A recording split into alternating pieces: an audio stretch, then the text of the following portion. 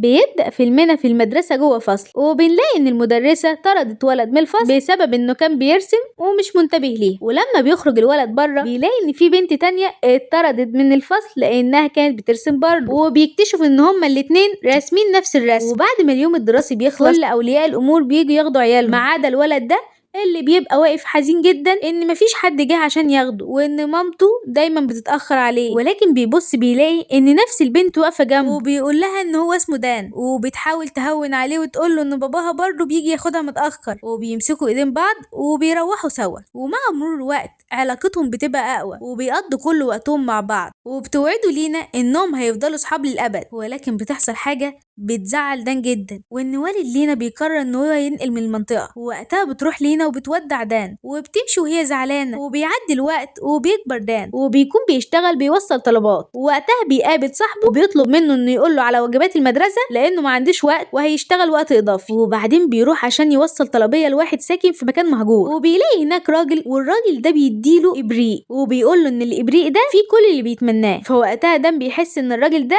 مجنون، وبيديله الطلب بتاعه وبياخد منه الابريق وبيسيبه يمشي. وبيروح دان بسرعه عشان يشتري بدله جديده، وبيرجع لمامته وبيقول لها ان هو اتاخر عشان كان في المدرسه. لكن صديقه بيظهر مره واحده وبيبوظ كل حاجه، وبيقول له ان ده واجب المدرسه، والمدرسه بتحذره ان هو لو ما جاش للاسف هيسقط. وقتها بتتعصب مامته جدا وبتفضل تضرب فيه لانه هو كذب عليها. لكن دان فاهمها انه كان بيشتغل، ولكن مامته بتفهمه ان المفروض انه يبقى شغله الوحيد هو انه يذاكر. بعدين بنشوف ان في عربيه فخمه جت ونزل منها راجل شكله غريب وبيضرب رجال الامن، وبيدخل لبيت الراجل المهجور. وفي الوقت ده بنشوف دان اللي بيكون مستني مامته تنام عشان يلبس البدله الجديده، وبينط من الشباك وبيخرج بره، وبيروح فجاه يقف قدام شاشه اعلانيه بتظهر فيها صوره لينا، وبيفضل يتمرن كتير ويشوف هو هيقول لها ايه في عيد ميلادها. صوره لينا مع واحد وقتها هدومه بتتقطع وبيزعل جدا، وبيتمنى وقتها ان حياته تبقى مختلفه. وفجاه بيتحرك الابريق اللي الراجل كان مديهوله، وبيخرج منه تنين ضخم اسمه لونج، وبيقول ان هو يبقى تنين الامان السحريه، وانه ليه 3 امنيات بس يقدر يحققهم. ولكن وقتها مش بيصدقوا، فبيحاول التنين يقنعه بيوري له قواه الخارقه. وفي الوقت اللي كان بيبقى قاعد فيه بيتكلم مع التنين بيظهر الشخص الغريب اللي كان خارج من العربيه، وبيقول لدان ان هو لازم يحقق حلم 10 اشخاص اللي هيقع في ايدهم الابريق عشان يقدر يروح لعالم الارواح، وان دان هو اخر شخص هيحقق له امنيته، وان هو بقاله 1000 سنه موجود في الابريق. وفجاه بيظهروا العصابه اللي بيكونوا بيدوروا على الابريق، وبيشوفوه في ايدين دان، ولكن ما بيشوفوش التنين لان صاحب الابريق بس اللي بيقدر يشوفه. ووقتها بيهرب دان من العصابه وبيتمنى ان هو يقدر يعرف يحارب، وفعلا وقتها بيبقى عنده قوه خارقه وبيقدر يتغلب على العصابه. وبترجع العصابه دي لرئيسهم وبيقولوا له اللي حصل. وتاني يوم بنشوف دان بعد ما صحى وبيفكر ان كل اللي حصل ده كان مجرد حلم، ولكن فجاه بيظهر له التنين تاني، فبيقول له دان هو ازاي بقى عنده كل القوه دي؟ فبيقول له التنين عشان هو اتمنى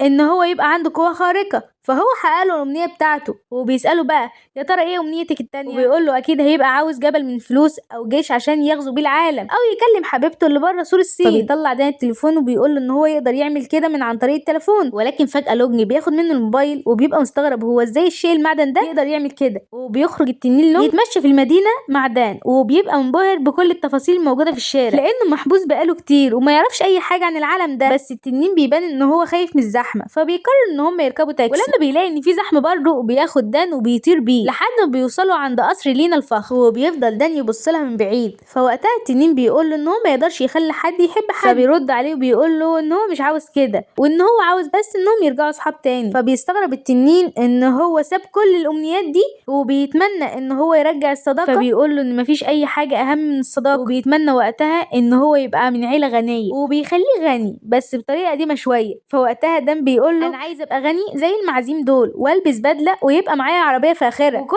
ده لمده 24 ساعه بس. وبيفهمه ان هو بيعمل كل ده عشان يرجع صداقته مع لينا تاني. فبيحقق امنيته وبيلبسه بدله وبيخلي معاه عربيه فاخره. وبنشوف رئيس العصابه وهو بيدور على دان، وبيدخل محل البدل اللي هو اشترى منه البدله. ولكن وقتها دان بيكون داخل القصر بتاع لينا، ولما بيدخل بيشوف لينا وبيعرف وقتها ان هي بقت حد مهم لان بيبقى حواليها رجال اعمال كتير. ولما بيتصادف معاه وبيكلمها بيكتشف ان هي مش فاكراه، وبيزعل وقتها اللي لينا ما افتكرتوش وانه ملحقش يديلها الهديه اللي كان عاملها لها. وبيروح يتكلم مع التنين وبيقول له ان لينا اتغيرت خالص وما بقتش الشخص اللي هو كان عارفه زمان. وبنلاقي منظم الحفله هو بيدعي والد لينا عشان يرقص معاه، ولكن بنتفاجئ بيتفاجئ ان هو مبقاش موجود اصلا. وقتها بتتحرج لينا وبتزعل جدا ان هو مش موجود معاها، وبيحاول دان ان هو ينقذ الموقف وبيطلع على المسرح وبيفضل يرقص بشكل غريب عشان يلفت الانتباه الناس. وبتنسحب لينا من المكان وبتخرج بره. وقتها دان بيروح وراها وبيسمع صوتها وهي قاعده بتعيط، واول ما بتشوف دان بتتحرج وبتقول له انها مشغوله شويه، فبيقعد جنبها وبيحاول انه يضحكها شويه. فبتشكره لينا، وقبل ما يقول لها ان هو يبقى دان بيدخل عليهم المساعد بتاعها وبيقول لها ان باباها عايز يكلمها فيديو كول، وبيقول لها ان هو جاب لها هديه، وبتكتشف ان هي نفس الهديه بتاعت السنه اللي فاتت. وبيكتشف والدها ان في شخص معاهم في الاوضه، ولما بيشوف دان بيعجب بشكله جدا، وبيقول لها ان ممكن يخرج مع بنته بكره عشان هو من عيله غنيه زيها، وبيتفقوا ان هم يتقابلوا تاني. وبعدين بيطير دان مع التنين وبيقعد يحكي له على اللي حصل. وبعدين بنشوف والد لينا وهو بيتوسل للدائنين بتوعه ان هم يدوا فرصه تانيه قبل ما يحجزوا على املاكه. وبعدين بنشوف دان بعد ما رجع مع التنين، وبنلاقي ان العصابه مستنياه بره البيت، ولكن ما بياخدوش بالهم من دان وهو داخل من الشباك. ولما بيدخل بيلاقي مامته، وبيفضل يحاول يبين لها ان هو عادي وما فيهوش حاجه، ولكن مامته بتشك فيه وبتقول له هو انت بتتعاطى المخدرات؟ تفضل تفتش في حاجته وبتفضل تتخانق معاه، ولكن في الاخر بيصعب عليها وبتديله شوربه يشربها عشان ينام. وبنشوف تاني يوم دان وهو رايح المدرسه، والعصابه بتكون شايفاه، ولكن مره واحده بيختفي وبيظهر جوه عربيه مع التنين اللي اتحول لبشري. وبيوصلوا للمكان اللي اتفق يتقابل فيه مع لينا، وبتستقبله لينا وبتقول له انها مبسوطه ان هي عارفه تتكلم مع حد براحتها كده من غير ما تحس ان هي مقيده. ولكن بعدها دان بيتصرف بطريقه متكبره قوي مع لينا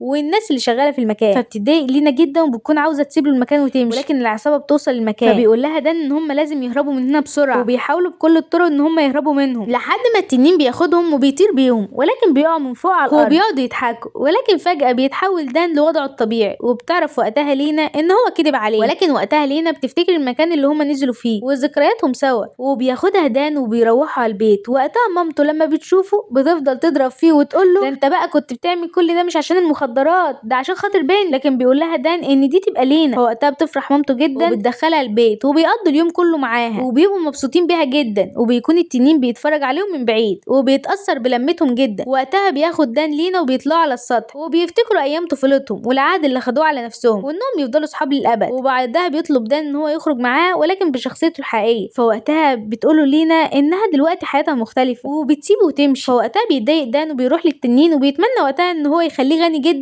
زي ما التنين كان بيحاول يقنعه من الاول. وبعدين بنشوف العصابه وهي بتتكلم مع الرئيس بتاعها اللي بنكتشف ان هو يبقى والد لينا، وبيقولوا ان الولد اللي معاه الابريق كان قاعد على سطح بيته مع بنت. ولما بتروح لينا البيت بتحكي لباباها على اللي حصل مع دان، وبيفهم وقتها والدها ان اللي اخذ الابريق هو نفسه دان، وان البنت اللي كانت معاه على السطح تبقى بنته. فبيسيبها ويمشي بسرعه وبيقول لها ان هو هيصلح كل حاجه. فوقتها لينا بتشوف نفس العصابه مع والدها، وبنشوف التنين وهو قاعد يحكي لدان قصته، وبيقول ان هو كان من عيله ملكيه كبيره، وكان الناس اللي شغالين عنده بيشغلهم من غير رحمه عشان يقدر يزود المال بتاعه. لكن لما تعب وبقى على فراش الموت محدش واقف جنبه، ولما روحه طلعت للسما كان مستني بقى موكب ضخم عشان يستقبله، ولكن الآلهة قررت انها تعاقبه وتبعته للارض تاني عشان يتعلم معنى الحياه الحقيقيه. ولكن كان الشرط ان هو يخدم 10 اسياد قبل ما يرجع لعالم الارواح تاني. وبيقول ان هو اتعلم معنى الحياه ولكن من خلال دان، وبيقول له ان انا عارف ان دي امنيتك ولكن عاوزك تفكر تاني. لكن مره واحده بيدخل والد لينا ومعاه العصابه وبيحاولوا ياخدوا منه الابريق، وفعلا بياخد والد لينا الابريق، ولكن العصابه بتخونه وبيحاولوا يرموهم فوق السطح. وبتيجي لينا وبتلاقي ان والدها مرمي على الارض، ووقتها بيقول لها سامحيني انا كان نفسي اعيشك حياه كويسه واعمل لك كل حاجه حلوه، ولكن التجاره بتاعته كلها افلست وهيسيبها وهو ما حليتوش اي حاجه. وبتعيط لينا وبتقول له انها ما كانتش عاوزه اي حاجه غيره بس. وبنشوف دان وهو بيحاول يوصل للعصابه عشان يرجع الابريق، ولكن فرد من العصابه طلب من الابريق ان هو يحول ايده لذهب ولاي